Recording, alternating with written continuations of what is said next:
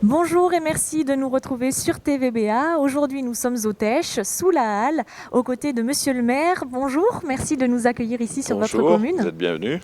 Alors, on a souhaité vous rencontrer aujourd'hui pour faire un bilan post-Covid-19, même si la crise, bien sûr, n'est pas tout à fait terminée.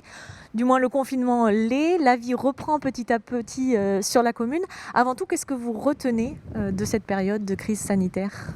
Deux choses. D'abord, un grand civisme de la part des Téchois qui ont respecté toutes les règles sanitaires que l'État souhaitait voir mettre en œuvre. Et puis ensuite, une grande solidarité à l'échelle locale. Voilà, je voudrais vraiment insister sur ces deux points.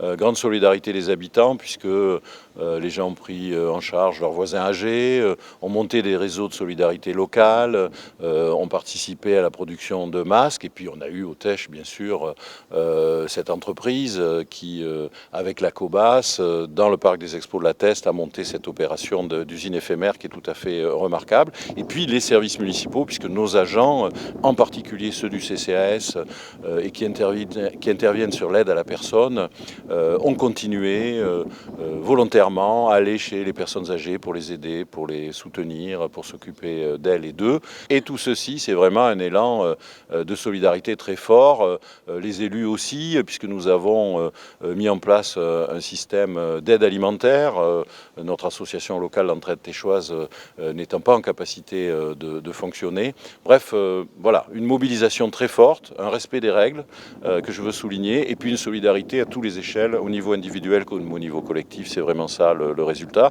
de ce confinement. Et aujourd'hui, il faut continuer, et je veux le dire, il faut continuer à appliquer ces règles, et il ne faut pas baisser la vigilance parce que la pandémie est en régression, mais les choses ne sont pas à leur fin. Et puis finalement, le jour où on pensait voir la vie reprendre, il y a eu un petit peu la double peine sur la commune du Tech, en tout cas sur certains quartiers qui ont été impactés par ces crues centenales. Je pense notamment au quartier de la Motte, dont on sait qu'il a été fortement inondé. Quelle a été l'ampleur des dégâts ?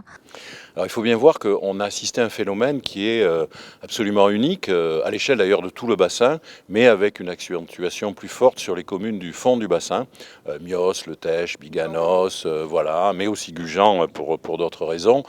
Donc on a eu le lundi, et ce sont des chiffres qu'il faut avoir en tête, une crue de la Leyre centenale et une pluie centenale. La crue de la Leyre, la dernière fois qu'elle a été centenale, c'était en 1848, et elle était inférieure de 50 cm à ce que nous avons connu. Il y avait chaque jour 20 millions de mètres cubes d'eau qui arrivaient dans la Leyre.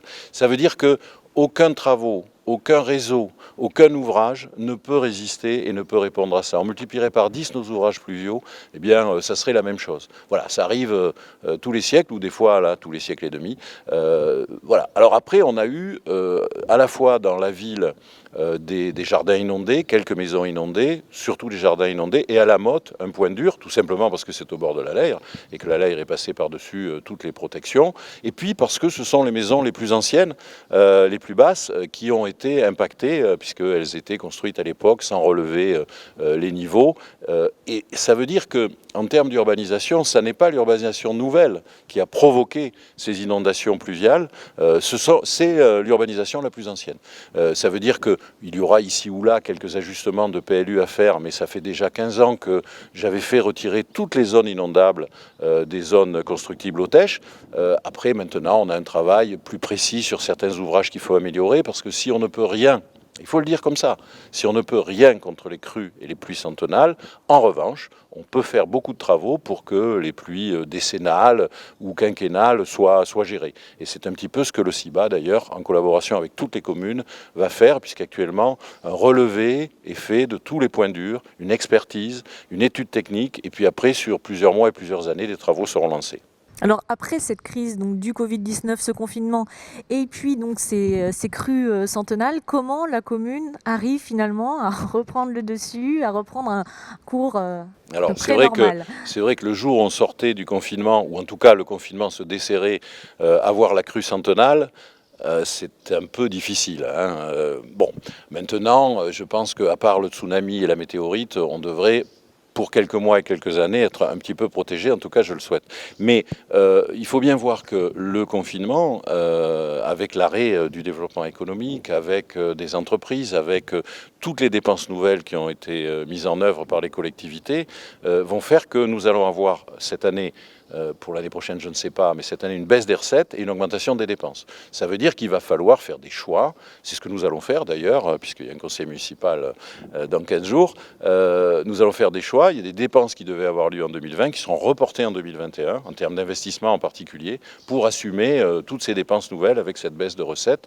L'idée étant d'être dans un équilibre financier qui est tous les indicateurs sont ouverts au TECH et nous n'entendons pas déroger à cela. Donc un certain nombre d'investissements seront reportés sur l'année prochaine. Mais avec malgré tout la volonté de mener à bien le projet 2020-2026, puisque au soir du conseil qui vous a vu réélu maire du TECH, vous avez déclaré contre vents et marées, nous mènerons ce projet à bien. Contre vents et marées, je maintiens, j'insiste et je signe, nous mettrons ce projet en œuvre. Si vous voulez, ce qui était prévu sur 2020 était un petit peu des choses qui avaient été préparées en 2019, donc qui n'impactent pas le programme 2020-2026. Parce que 2020, pour le programme à venir, c'est l'année des études. Donc ces études, on va les mener. Simplement, si vous voulez, il devait y avoir un programme de voirie en 2020, il n'aura pas lieu, il sera reporté à l'année prochaine. Mais le programme lui-même sera appliqué parce qu'il a été financé, calculé pour pouvoir être réalisable. Et puis vous savez, moi j'ai toujours une pratique maintenant depuis un certain nombre d'années. On fait souvent beaucoup plus que ce qu'il y a dans le programme, parce que ce qu'on met dans le programme, c'est ce dont on est sûr qu'on pourra le réaliser. Alors, on se trouve ici quand même dans un lieu symbolique et stratégique de ce projet et puis de la ville du TECH, puisqu'on est au bord du port, sous les Halles, un parc urbain parmi les plus grands qu'on pourra trouver sur le bassin d'Arcachon.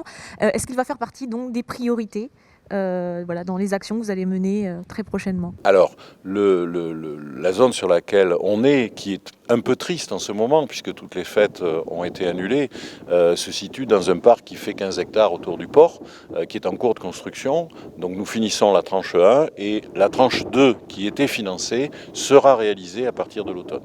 La tranche 3 l'année prochaine, c'est l'année des études, donc on verra comment on la réalise. Mais nous n'arrêtons pas ce grand projet, qui est un grand projet de parc public autour du port et dans le centre-ville. Donc c'est faire entrer la nature dans le centre.